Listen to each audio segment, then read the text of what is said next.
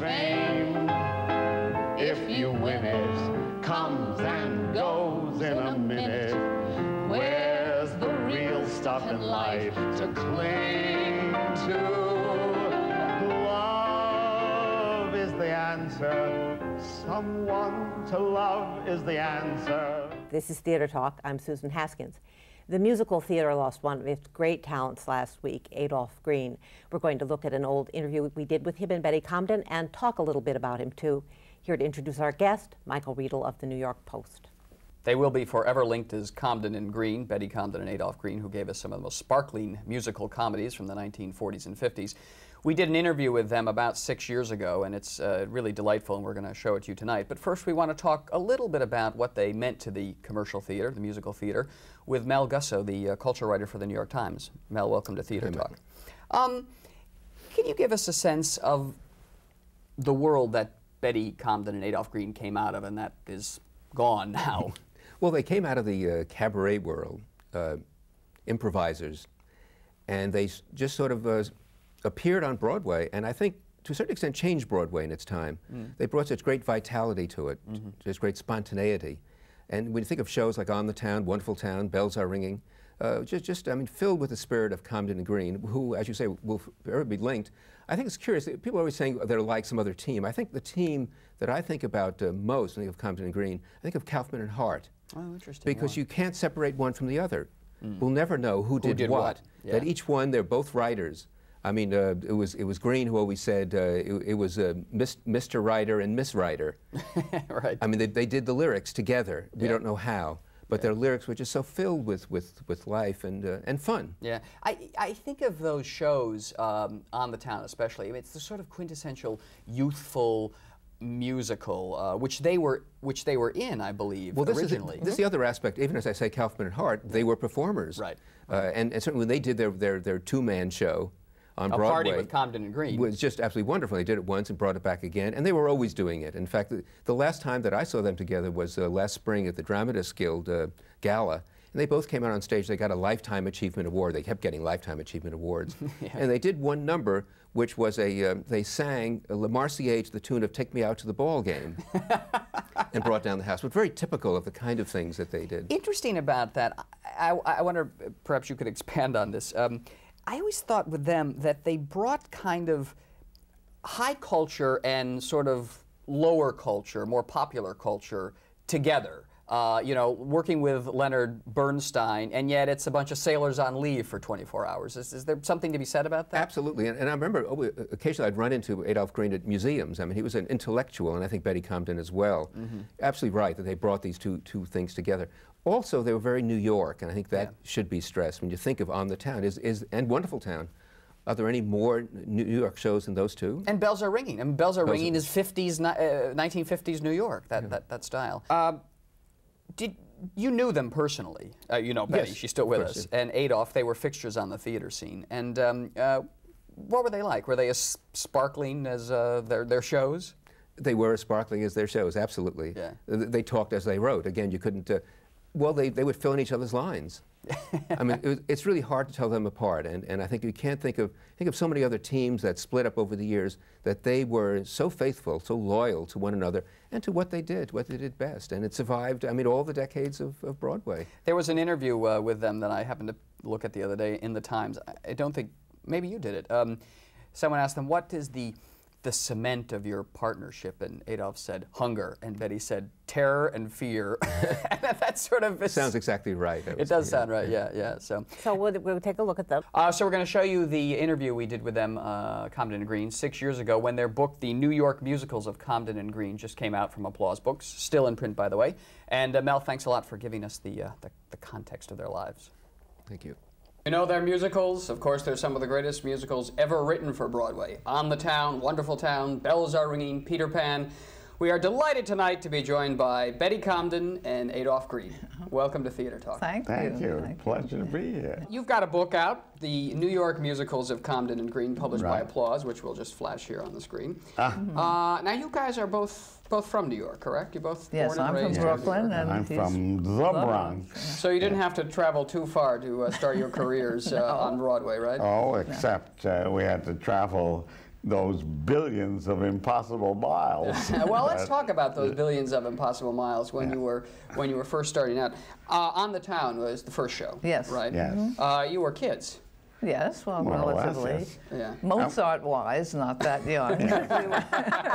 But we had young. been a sort of a strange plum act for many years, 5 years. Almost 5 Down at the years. Village Vanguard, right? Before On the Yes. Town, all that was. Oh yes, Right. With exactly. Judy Holliday, of course. And we were a much admired act. A lot of people were crazy about us, but somehow, since there were so many of us, and it was, I guess, on a higher level than ordinary, we're pioneers of being at a somewhat higher level. we got booked only sporadically. Very at places, sporadically. yes. New York, we did quite well. Out of town, forget it, really. It Yes, was a disaster.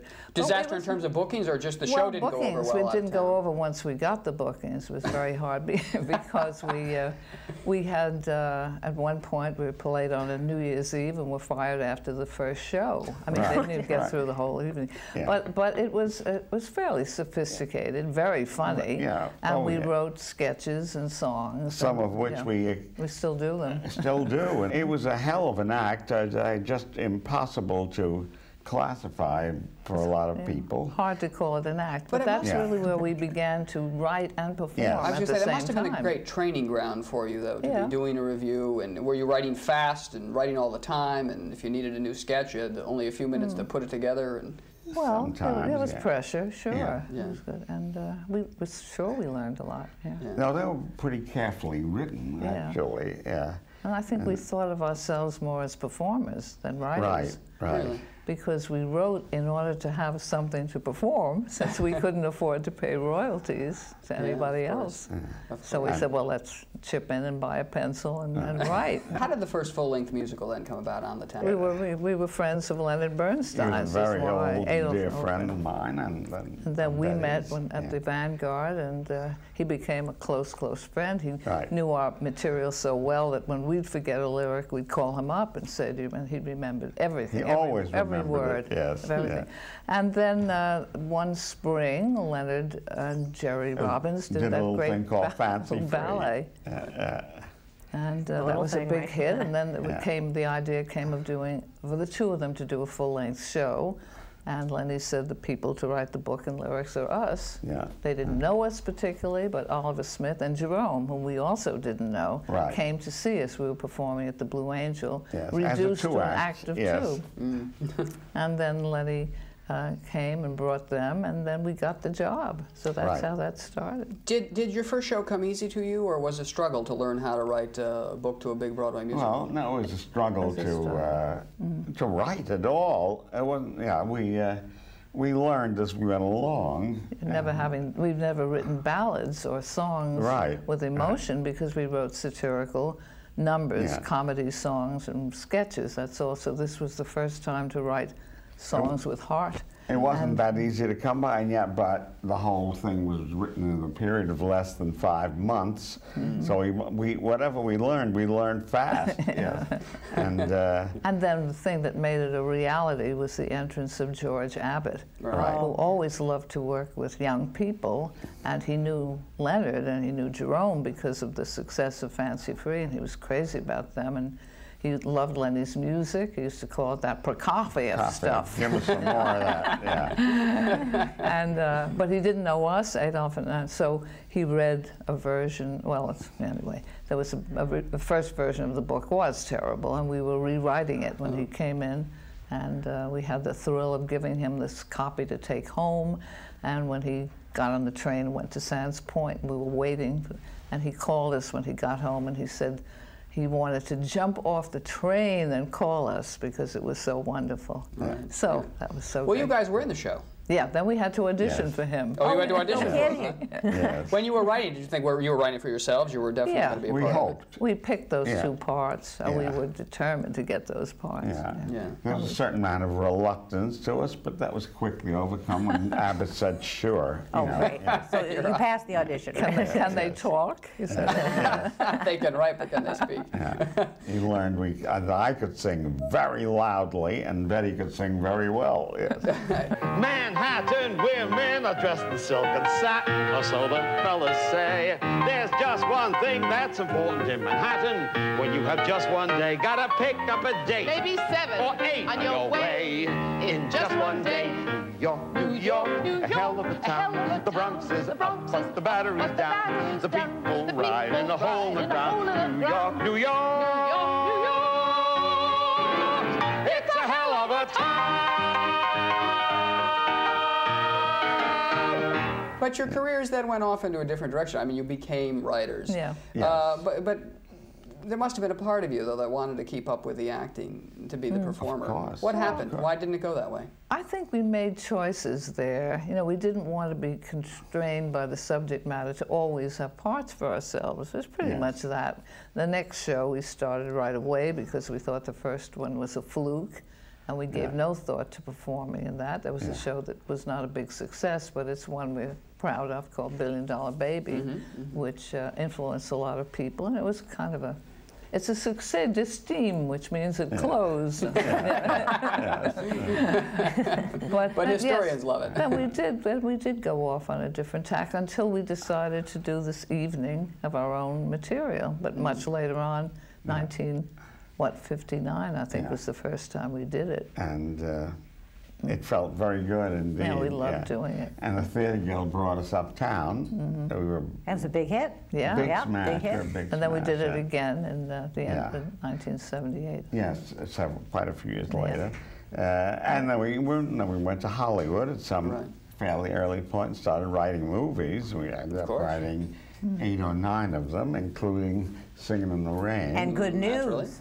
Good News was up first. Right. We weren't happy about that. But you wrote the French song, right? French lesson. The French right. lesson. The book, le livre, The livre, the book. the pen, la plume, La plume, the pen. la chaise, La chaise. le crayon, Le crayon. le cahier, Le cahier. le papier, Le papier. rouge, noir et blanc, a red, black and white. Rouge, blanc, et noir. You're fairly bright. Now, please go back. I'll bet I get them right. Rouge, blanc, et noir, le papier, le cahier, le crayon, la chaise, la plume, le livre est rouge, la chaise est noire. That's wonderful. You call this work, it's more like play. In no time flat, je parle français. Had enough? No, I'm just beginning. I guess it looks better to us now in case we see it on television every once in a while than it did then. We were a little ashamed of it then. Yeah. Really? In Why? our act, and when we do our evening together, when we say that the 3 greats of movie history: Birth of a Nation, Potemkin, and Good News. Are you guys disciplined writers? Were you always disciplined writers? You work. We had Candor Neb on not long ago, and they said they meet every day and they write. And is that the way you do it too? Yeah. The only way you can do it. We meet every day. Surely. Yeah. And since, well, they rarely do the book or they don't do both. No, they don't. But since we do both, we certainly have to meet You do the book and fairly lyrics. intensively. Book and lyrics, yes. almost all the time. Where do you meet? Usually my house. Betty's. I have most of our papers and records and things to refer to. So we just get there and meet. And how does it work? You just bounce ideas off each other, or you roam the halls and. Very boring to watch people say, "We want to photograph you working." You know, say, "Oh, You just two picture two people groaning. are staring at each other, full of action. Yeah. But if you could just sort of take us into the room, though. I mean, you guys have read the greatest musicals of all time. How do you do it? What's the magic? How do You they- want you want some coffee or decaf, or you want a grape, perhaps? right. Yeah. But then occasionally you, hit on something. For instance, you came up with the idea of Bells Are Ringing One Day. Right. Yeah. How did that happen? Another musical That from took New York us about City. a year's of sitting around. To find the saying idea. We knew we wanted to do one for Judy. It was for Holland. Judy Holland. And we just groaned and racked our minds, kept with nothing. And then one day, well, looking at the back of a phone book, probably had to look up a number. We saw this picture of an answering service, Tel-Answer phone, with these rows of girls sitting at these polished walls of switchboards and plugging in numbers and the wires coming out of their heads, reaching all over the city. And we thought, now there's an idea for a show. Could be. Could be. And Betty said to me, well, you have an answering service. What's it like? What's it like? I said, gee, I don't know, must be something like that. So we found that my answering service, I was about a block from where I lived. We went over and, it was named a kind of a little brownstone. You went down 3 steps into the cellar, and it was very disheveled and dilapidated, totally disheveled, with dirty and stuff, full of papers and doggies, peeing all over and things like that. And one lone switchboard in the center, and this very huge lady sitting at it, and she was saying. Was the Duke of Windsor's residence. And we said, gee, that's got to be an idea here. Yes. So when you find the idea, well, what's the next step for you? The next step was we called Julie. He said, do you like it? And he said, they've got to fall down. And they were right. He was right. Yeah. And, he loved it. He was a man of great enthusiasm, as you must all know. And then do you go to work with Julie, or do you guys go off and do the book, and he's off doing the... Well, both in a way, because of course, we'd start with the book. Always with the book. And Judy wouldn't sign until she'd read some of it. And even though we were the oldest friends and everything, she wanted to know what it was. Yeah. Any star would. So we did quite a bit of writing and got part of it. And then along the way, thought of songs. We always do that. Yes. Think of places. So you read it to Judy. Then I read it to Judy, and she loved it. So we knew we were set that she would do it. It was a reality. So we had her and Jerry Robbins came in as the director, and we knew we were set. We just had to finish it. It took a long time, I must say. Yes. It was hard. It was a complicated plot, and but we were very, we sort of knew we had something there that was going to work in one way or another. And then we wrote with Julie, and Now I understand he was fast. I mean, he could give you like 5 or 6 songs, Yes. and if you didn't like him, he'd give you 5 or 6 more. Yeah, that's right. Oh, you don't like it? Well, how about this? You go play, which is a great quality. In fact, all the composers we worked with are very generous people. I mean, they're all eccentric as hell, but generous. Unlike us. Yeah. You guys are straight arrows, right? Completely. And not stiff and proud or protective about stuff, but having the show at heart. That's the important thing, not an individual number or and something. being dramatists in short, same as we were as book writers. A good show composer has to be a dramatist.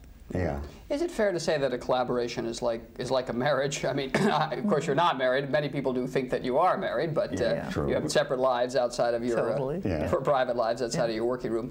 But I mean, I guess it's like a marriage in the sense that how do you sustain it? I mean, Broadway is full of people who've had falling outs and putting the stiletto in somebody's back. How have you guys kept together all these years? Well, we often say that we stayed together out of fear. Yes. Simple fear of breaking up and not being able to do it. Right. There's I don't know. There's some truth in that. Now, aside from that, but it can be a little glib, though. I mean, it's funny you say fear, but there's a little deeper than that. There must be a... Well, I think we found it worked. The first show worked. I mean, On the Town took off and changed our lives. Right. And we just sort of stayed together. And I guess we're on the same wavelength. And we laugh at the same things. We have the same kind of humor. And we've had a few ups and downs along the way. And terrible failures along the way. I mean, why did we stay together after the failures? Yeah, I mean, it's often the failure. That was dumb, I guess, but we did. You should have parted ways and you're on your own. But it's usually the failures. And, you've had a lot of hits we've had here. But as anyone who works in the theater, you've had a couple of flops there, too. Surely. And that's got to be tough. I mean, how do you work that out if a show doesn't succeed? Do you say shit's her fault? Do you say it's his fault? And go on. No, you cry a lot, and then you get up and say, what next? Well, I think that George Abbott was a big example for us because he was a remarkable man, and you know how many shows and plays he did, but he never looked back. If something didn't work, well, no, what's next? Yeah. What do we do What's now? next? Yeah, And absolutely no remorse, none of those regrets, no quarterback, no He going did, over. what did he do? And that wasn't my That wasn't fault. like that. None of that with just him. didn't work. Yeah, all right, Okay. let's get to work, or let's do this. And that he did that in his life. And I think he was a big example for us to try to do that. Something seemed not to upset him too much. He lived to be 106 years Yes, old. it's remarkable. I want to ask you about Wonderful Town, which is the third musical in this collection of your New York musicals. What was the germ of the idea? I know it was based on My Sister Eileen, which is very famous. And we didn't write the book. Yeah, actually, we wrote the lyrics. The lyrics. Not that we didn't. I was going to say, was it hard for you not to meddle with the book? We meddled. We meddled quite a bit. Did you get any royalties? Oh, no, that didn't. But, well, that was an adaptation of playing My Sister Eileen by Chatteroff and Fields. Very funny play. Really Yes. is. Yeah. Wonderful characters and situations. Was it always the idea to have Rosalind Russell? Yes. Yeah, well, when George, we came in, it was. George go ahead. Abbott. George Abbott, same man, got in touch with us one way or another, asked if we could come in and sort of listen to a score that he had for a show that had no name yet. It was My Sister Eileen. And we listened to whatever there was, and just a couple of songs, and gee, we told him afterwards that, he said, could you write some additional ones? We said, I think it needs a whole new score. Yeah. So, really? Then he wanted to know if we would just write the lyrics to what was there, And could we do it in 4 weeks? Because otherwise, they'd lose Rosalind Russell to other commitments she would take. And then we went through a list of composers, and some were busy and so on. And finally mentioned Leonard Bernstein. He said, why don't you call him? And we didn't think he would do it in a zillion years. He had just gotten married to Felicia, and they were just coming back from their honeymoon. And so we told George, well, yes, we'll go ask him. And so we did go to Lenny's house, and we no sooner got inside the door than the phone rang. It was George saying, you know, well, is it yes or no? Yeah. And oddly enough, and Lenny said yes. Said yes. We didn't think he would at all. So we started that day really working, because we had But so he little wanted time. to. He wanted to do it. And we had a And you great did it in 4 weeks? 4 weeks. And, 4 weeks we did it. And Now, this is a book, the book that we're talking about today. Yes. It's a collection of your musicals. But I've heard through the grapevine that you guys are supposed to be working on a kind of a joint autobiography where you're going to just tell us everything about your lives and all the great backstage stories. Is that going to happen? Are we going to see that? we're still about to do it. I hope so. Any minute, maybe. We should. Maybe tonight, right? Do you guys feel like legends of Broadway? I mean, they always say Compton and Green, they're legends. Do you guys feel like legends? What's it like to be a legend? We feel we're potential. You're right, right. Isn't that One what of we these feel? days, We're still going to do oddly enough, something wonderful. feel one-way potentials that we've had all these many shows and movies that we've written, 8 or 9 films, and our evening of our own, but we've never felt that we've had that incredible success of a show that runs forever. Yeah, we haven't had that. You watch your Les Mis, your cats. We're still hungry. It's been a pleasure chatting with Betty Comden and Adolph Green. We look forward to that autobiography that you're going to deliver for us, right? Right. And Yeah, so get to work. We will. Right. And yeah, okay. In the meantime, the New York musicals of Comden and Green, available at the bookstores everywhere, published by Applause. The party's over. The candles flicker and dim. You danced and dreamed through the night. It seemed to be right just being with him. Now you must wake up. All dreams must end. Take off your makeup. The party's over. It's all over. My friend.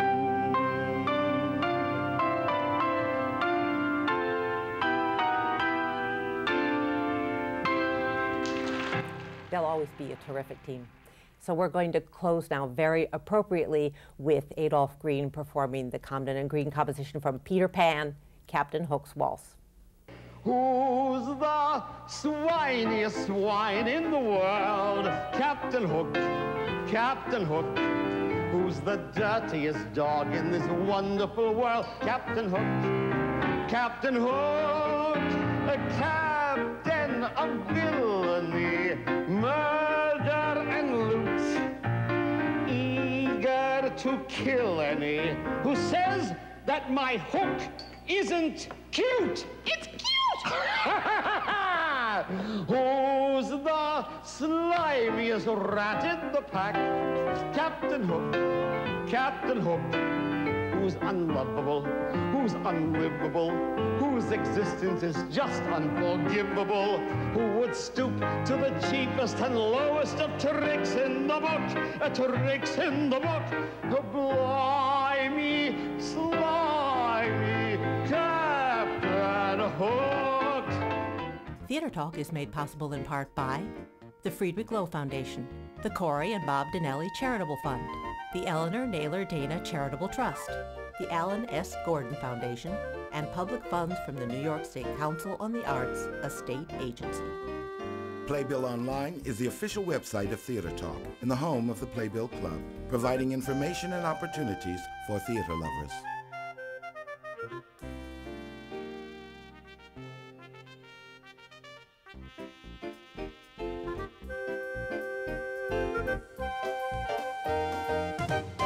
We welcome your questions or comments for Theater Talk. Thank you and good night.